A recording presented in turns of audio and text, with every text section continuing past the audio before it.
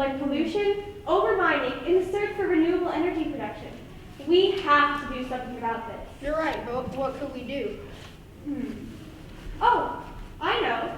With the recent interest in space exploration, what if we could use rockets to take trash out into space and infuse it with some sort of long-lasting energy, like, say, radiation, because there's plenty of that in space. Good idea. In fact, the very center of our solar system makes tons and tons of radiation all the time. We could use research from projects like NASA's Parker Solar Probe to send a capsule full of trash into close orbit around our sun, with a radiation shield removed so that the junk will absorb the sun's radiation. This is a great idea. And it addresses part of the mining problem, because we won't need to mine for things like uranium to create nuclear energy.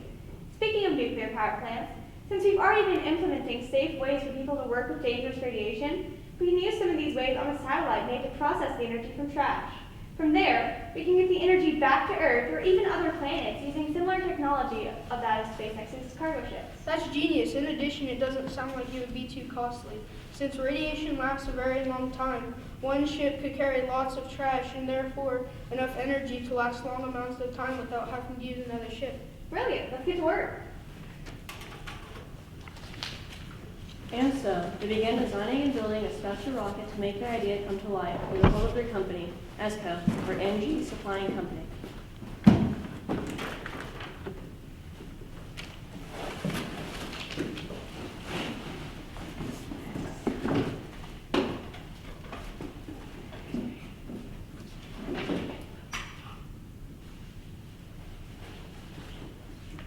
They decided to name their project Destroyer of Garbage and Energy Supplier, also known more simply as DOGES. Alright, let's do this thing. Time to load this with garbage, attach it to the rocket body, and send it off with a mission. And so, they sent it off on a course for orbit around the sun, and planned to connect with the satellite once the trash has absorbed the radiation. From there, using technology to modern nuclear power plants, the energy would be extracted from the trash.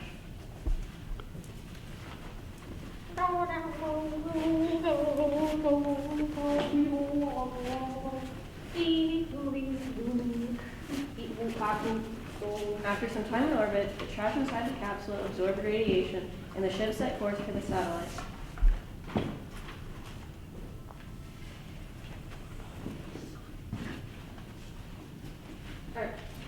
Alright, let's get this garbage eliminated and turn it to energy. The satellite's going to be providing energy a long amount of time with this much stuff. The mission was a huge success. Energy was sent to Earth and used all throughout the globe.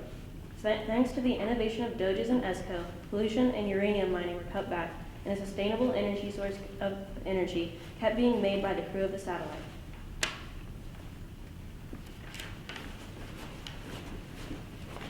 The radiation could be used for such a long time that our missions back to the moon were powered by DOGES missions. Even better, eventually, when the time came. Houston, we have a landing. We did it. We are living the impossible. We made it to Mars. All possible because of ESCO and their DOGES mission. With this much energy, I bet we can even start a colony up here and power it for a long time. Because radiation takes so long to clear, the energy of the first DOGES mission could sustain all of humanity for years. Even when the original supply of radiation is gone, we can launch another DOGES mission to start the process all over again. Our energy could last forever. That could became a would, because in the year 3000, with colonies on Mars, humanity can still rely on the energy of ESCO. Our home still relies on the power missions created almost a century ago, and ESCO is still going strong with energy production. We even have more satellites orbiting Mars and Earth's ships, Moon, so that energy can be easily transferred. Everything from the lights in our homes to the ships we use to traverse in space is powered by a long-lasting, reliable source of energy, with the energy itself being brought back and forth by our tireless carrier robots. Our present was built upon the innovations of the past, and we can only thank the working wonders of the DOGES mission to carry us farther into the void of space and future. We will keep these missions going to generate enough power and energy to power humanity. Let's go, ESCO.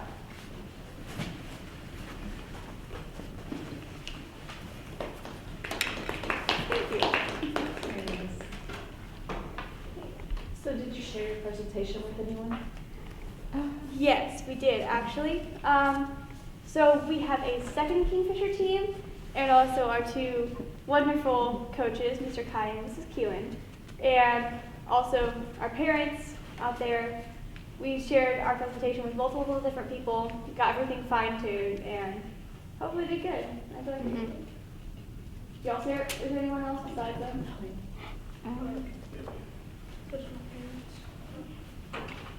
Where did you find your resources at? So, most of our resources came from NASA's free website. So, most of their information is kept open to the public, such as cost of materials, how they run their missions, etc., etc. So, we took a lot of our information from there. And then also the research of various different projects talking about nuclear energy and how it works. Chernobyl project, looking at what went wrong with Chernobyl, how that could be monitored, etc., etc. The researching did take a little while to figure out which ones to use and make it a little bit more simple, just so that we didn't have to put so much information on it. Yes. That'd be a lot. Where'd you get the inspiration for this project? We kind of just thought of it. Yeah. A lot of it was, so I'm a space geek, as you can tell. And honestly, so in our curriculum, they show us regular news clips of what's going on with technological news, and I was seeing a lot of recent uptick in lots of space missions like Parker Solar Probe, Artemis mission that's recently come back. So we figured, hey, we could do something with space. So I talked to all these other geeks about the chemistry behind it and radiation behind it, and we kind of threw it all together and got this. So we wanted to come up with like something that had to go with our theme. So like superpowered, we wanted to come up with something that could make energy as like a thing that would go with it. And so we decided, she like had the idea, her mind, she came up with it and kind of like wrote it down. And we used that. Yeah, we used that to research, and then we used that, and everybody else helped to build on that to come up with an idea that was like just right. And yeah, we also like thought of it because like it would be a good idea to try to get rid of like all the trash and stuff everywhere. Yes. Killing 3 birds with 1 stone, over mining, pollution, and then energy resources.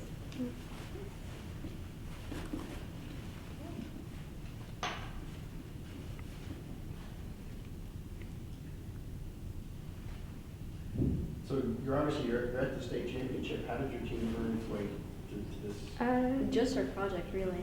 Well, not really a project. We also came top 10 in our robotics thing. We won the first place champions award back at regionals. So Glad to do it. it was a lot of work on every part because I know we had like everyone worked a little bit on the coding somewhere, and then we had our creative geniuses over there preparing the board and the props and the set and the skit.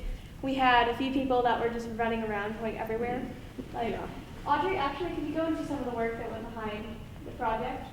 So what we did was we came up with some kind of board that would look kind of like the background, and then we decided to put our information with the Doges and like put what it stands for in our company. The name is ESCO, and then our team name. So we decided to go with something simple, but that gave you all of the information. So it talks about like how we load it, and then how we shoot it off, and then what materials we use and the cost. And we decided to put that there. And then we made like what everything stands for, so like destroyer of garbage and energy supplier.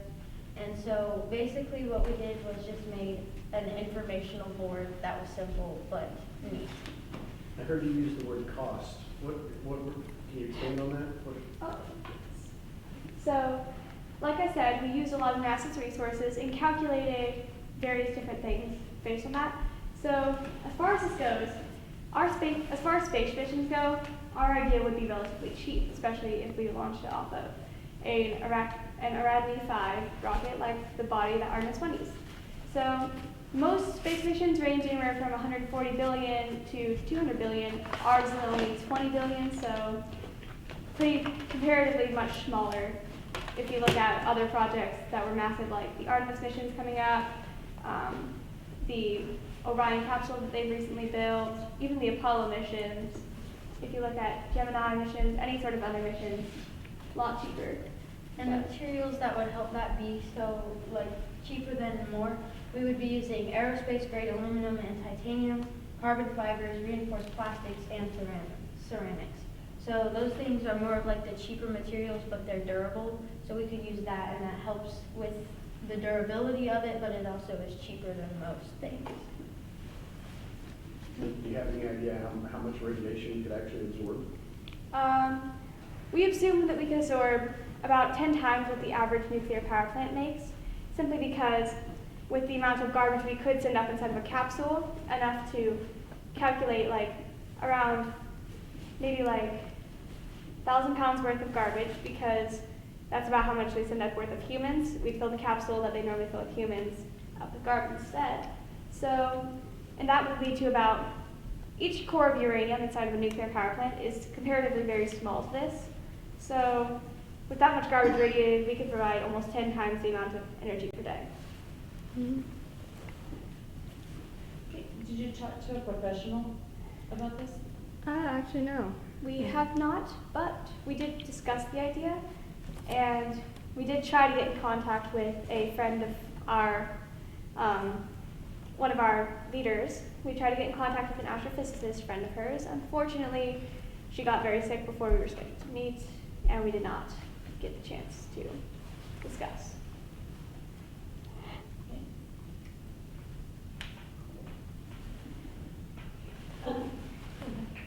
What was the toughest challenge that your team faced, and how did you overcome it? Probably the game board. Probably the game board as a whole. We had 3 brains malfunction on us in a day at one point. So, and then it was also just the process of coding, figuring everything out. And so I know that from my end, it was a very slow process because Yes, it was. she and I worked on one side, Audrey kind of worked on everything, and these 2 boys worked on the other. So it was a slow process because we'd gradually build upon, oh, no, we need to increase this by 0.001 to just get it going further. Yeah. But what about your side of the board, boys? What was probably the biggest part there that was Probably Just like combining the the missions. windmill. Yeah, because we combined the TV and the windmill and the dinosaur energy thing all in one mission. How long has this team been together? Well, as a team, we've been together since September, but we all come from the same school system, so most of us already knew each other beforehand, and we have been friends since before. So is this everyone's first year, or? It's my first year. My first year as well. It's us 3, or we've like done this since like 4th grade. These have been our big Yeah. experienced guys saying, hey, here's what you need to do. These are pretty much our guides. And then her first year as well, because she recently moved My here. first year being in anything like this, like I've never coded before, and this was like my first time ever doing that. So. And honestly, I think you did amazing with it, because half of our missions were not good. Yeah, we've Can really done everybody amazing. code? Yes. Yes, by now, yes, because they basically taught us, like all of them, and they made me and her better at it, and we just like all. Back to the question of first years. While this was my first year with the competition with it, it was not my first year dealing with robotics. Mr. Kai over there, awesome dude. He's been running a technological education class since I was just now getting into middle school. So I learned for many years through him teaching us how to code, slowly kind of developing that, and yeah. Cool. So is there a team for you to graduate to next year, or will you still be on this team next year? I'm pretty sure we're going to make the team for us to graduate to next year, Okay. because our town has recently expanded a lot of different fields into it. Like now the high school's got a fire program and an aviation program, all sorts of new programs. And so we figured this one might be a good addition. Well, I think that I might be like a little bit confused on like if I'll be like staying with this team because like I'm in a different school than them. You are slightly younger, but still equally as intelligent, and we want you on our team. Yes. So are you guys ready to switch to your robot? Okay, let's talk about your robot. Okay. Thank you, Audrey. So our main attachment is just this, and then we have two other We have smaller little attachments. sub-attachments to add for different missions. The attachments are mainly the responsibility of these three. Can you guys kind of talk about how you built that? Because I was not there for most of that process. Okay, so for this one, we used it for like the windmill, because when we were trying to like push it, they wouldn't, all the energies, they wouldn't all get in here. So we'd like put this right here, so it'd be an add-on, and for when we're going back, and then when we turn, it'll pick up the dinosaur energy too. We're going back. And then this one was just used for the dam to get the energy out. To get the water drop thing. Yeah. And this is for the dino. Hold the dinosaur in place. Because Yeah. we, at regionals, we found that we had an issue with the dinosaur falling off. Can you bring it up? Yeah, so. We had an issue with the dinosaur falling off, so we added those attachments to hold it on and expand upon and engineer with what we already have. So how many motors do you have?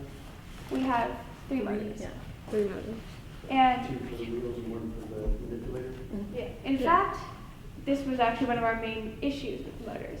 So, as I mentioned before, 3 brains in one day malfunctioned upon us, so that was one of the big struggles. And I actually had to stay late one day because, well, they were there too. Everyone was staying late to kind of figure out what's going on, because it would go for a second, then drop the motor and stop completely, as if it couldn't complete the program. And so we're looking into it, and we realized that for some reason, it's trying to do the wheel motor onto our attachment. So it's trying to run our left wheel on our attachment. So we found a very handy little coding block that said set motor power to, et cetera, et cetera. So we had to be careful to add that in all our programs, otherwise our motors would shut down and we'd have another brain malfunction on us because it simply could not process why it was not going. So speaking of motor power, what motor power do you use? It varies throughout different programs. We have handy little coding blocks that adjust the power depending on what we need. Like, I know that for sure on some of the missions where I needed to go faster, I'd up that. Like, whenever we were going through the energy generator, it was just a quick grab and run. So I'd up the speed on that. And then I know that you boys did some manipulating with the 4s if you would. I usually just put it at 100, because it's a lot faster to do. It'll give us more time on the board to do everything else. Is it still accurate? Yes. Yeah. There are definitely some missions that we haven't gotten the angles right on, but that's alright. It did take a lot of coding. In fact, just yesterday, we decided, hey, you know what, we're going to get together and we're going to make it to where we're working with mainly 90-degree angles. So that way, we don't have to worry about having to set up all these big lines that we're talking about. Because like we said, everyone did a little piece of the coding, but it's hard to kind of talk about where you put it on the board unless you lined it up perfectly with the grid patterns. So what's special about 90 degrees? 90 degrees was just something simple as far as turning could go. Most of the grid patterns are parallel lines that go 180 degrees. So if we could make almost completely 90-degree turns every time, then we would be easily able to line up with those 180s and get that rotation. In your coding, do you use comment statements to write in English what your coding is doing? Actually, Lego Robotics has its own coding almost program to where you have little chunks of code that say, if this, do this, or move forward for this rotations. You're pretty much just filling in the blanks and doing calculations.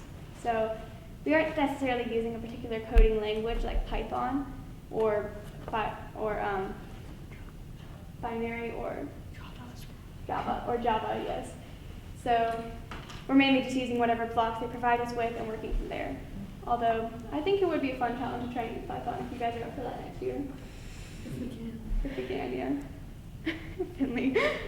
You know, honestly, I hope next year we are all still on the same team. That I would be hope so cool. too. That would be fun. Yep. Dream team. Where did you get the inspiration for this design? I hadn't seen one like Well, this we before. kind of just followed instructions. Well, for the main part of the design, we followed the instructions for building the robot, but for the attachments, we decided we wanted to go simple and something that was easier to program. because we've seen big, hulking, massive, but they seem to be very slow and most of the time better than the requirements. So we decided to kind of prioritize simplicity. And also because we had some new coders that had never coded before on the team, we wanted to kind of show them the ropes by giving them a simple program to work with. And it does do its job very well. The dinosaur add-on, which is the two little antler-looking things on the back, that was kind of last minute because at our last competition we had issues with knocking the dinosaur off as it was going. So we decided if we could just hold it on there and keep it on tight, it would work just well. So have you been able to work on it much since your last competition? Yes, we've met every day since then. Unfortunately, we were kind of held back because one of our members got sick with the flu going around. But so we were kind of having to make up for that lack in the team because everyone is running around trying to take care of, everyone has a job to do, and so whenever we miss someone, everyone kind of has to work to fill in that team. Like, if you noticed earlier, I took on 2 roles. Originally, I was intended to only have the one of the astronaut, but the one I had at the beginning where we were discussing the robot design, or the rocket design, It isn't originally her role. it was not originally my role. Yeah, same with mine at the speaking part at the front. We had 2 members have to leave us late. So this morning we found out that one member wasn't going to make it today because He was sick. Yeah, he was sick. And then at the beginning, we lost one of our members due to wrestling. So we had to redo our whole thing, basically like fit it into our amount of people. Well, we did have like another member who was in the same group as me for a little bit, but then she kind of just got bored of it and didn't want to do it. But Will, I already talked about how I kind of had to adjust to that role, but would you mind telling them about how you had to kind of change out to fit Chance's role after you left for wrestling? Well, it was definitely different because I got he said he wasn't going to be there for our regionals thing 2 days before it. So I only really had 2 days to practice for the part. It was different. You definitely did a good job, though. I would say. Thanks.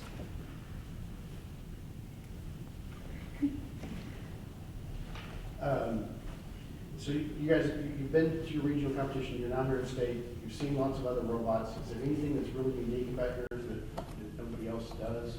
Well, I've been seeing that most of the other people that I've seen are using the spike. Oh, yeah. Yeah, we didn't use it. I think part of the reason we all used EVA, or the EV3, is because, so like I mentioned, Mr. Kaya ran his program where he would teach us how to code, and back in the good old days, as we call it, all we had was the EV3s. It's what all 3 of us were familiar with, and honestly had a bit of that emotional and nostalgic attachment too.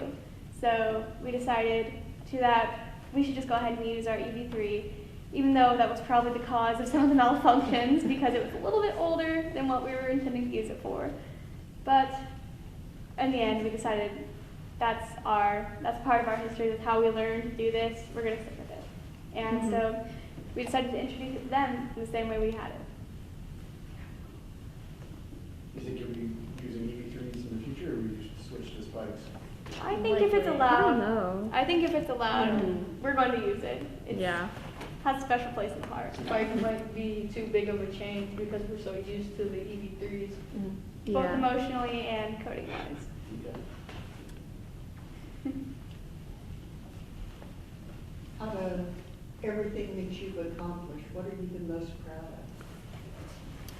That's a hard one. Honestly, I feel like it would be the teamwork because in the beginning, even though we all did kind of know each other and we were all sort of friends, we did not exactly agree on everything very easily, and we were all kind of lone wolves when it comes to how we work and how our thought processes go. So it took a lot of practice to kind of learn how to, hey, let's hear everyone out, let's brainstorm together, let's vote on things when we have an issue. We have to work together. We can't all just do our own thing. That's not how this is going to work. So I'm really proud of how far we've come. Yeah. The voting idea was kind of for me to when to do it usually. If I had to give a joking answer though, I would say Bob, our team mascot. we have a very strong emotional attachment to our little team mascot, which we kind of made just for the fun of it because Why not? Yeah. He even has his own little cape and a hat. I would say he does bring us together just because of the funniness of it. Like, he's just like something that we all can relate to. So we joke about him at school sometimes when we like pass each other. Yes. But I would say about teamwork, like I like literally just moved here in the beginning of the summer, so I didn't know any of these people very well. Except I didn't know for any of them kind either. Yeah, so whenever we got there, I was like, none of these people, I don't know any of them, I don't know anything about them. But since we've been together, I would say that they're a lot like family just because of how close we've grown to each other, and I know things about them that is something that people would know about someone personal. And I can talk to them in the hallway that even though they're not in my grade, like these three are 7th graders and I'm an 8th grader with Savannah. And I can just like talk to them and have a conversation with them, and that's something that I've never had before. Yeah, so love reading on what she said. We have our own little inside jokes, even though there's a wide age difference, 14 to 11. We are all very close together, and we have our own inside jokes. We can laugh at whatever each other says. Even our board is full of them. You wouldn't know it from just looking at it, but unfortunately, one of our main humors is not here because of the sickness, but we still have that close bond and Rest in it's fun peace. together. So how many missions can your robot run? Let's see. TV. 6 or 7. Wasn't it like 9 or something?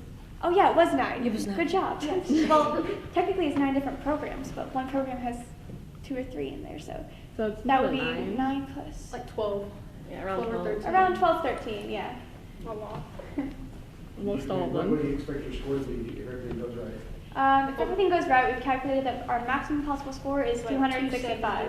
270? Something around there. Yeah. Oh yeah, I think It's just that, like, 270 we- sounds more right. Is that what We don't know if we'll get to that. Our average score, through the missions we've run, we've gotten pretty good at it, so anywhere from like 200 to 250, but we're hoping we can absolutely get it down perfectly today and hopefully do the best we can. At least get like 250 would be good. Yeah, that's the one thing we have a problem with during game is we can't get it in like the right position. It's so the angle. It gets Yes. there's a lot of stress, although So- I do think it makes it a little more manageable because on the board we split off into teams of 2 or even trade out sometimes. So it's good to have that emotional support.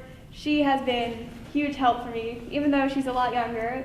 She's still been really like the calm head of the situation. She's been kind of the one that keeps us from panicking whenever everything is going wrong. In fact, during 3 malfunctions, she was the only one that wasn't panicking and freaking out, and she Yeah. actually did help us get to our solution of, hey, it's kind of dropping the motor when it's supposed to be running this motor. Do you think that that's maybe part of the problem? Like, I noticed a lot of things, like a lot of small details that definitely made a difference when we like. It's got once an I eagle said- eye. Yeah. We are out of time. Aw, But, that's a shame. you guys are so good, we could keep going. Yes. Good luck today. Thank Make you. sure my coach named Melody. Yes, now we can. With me. See our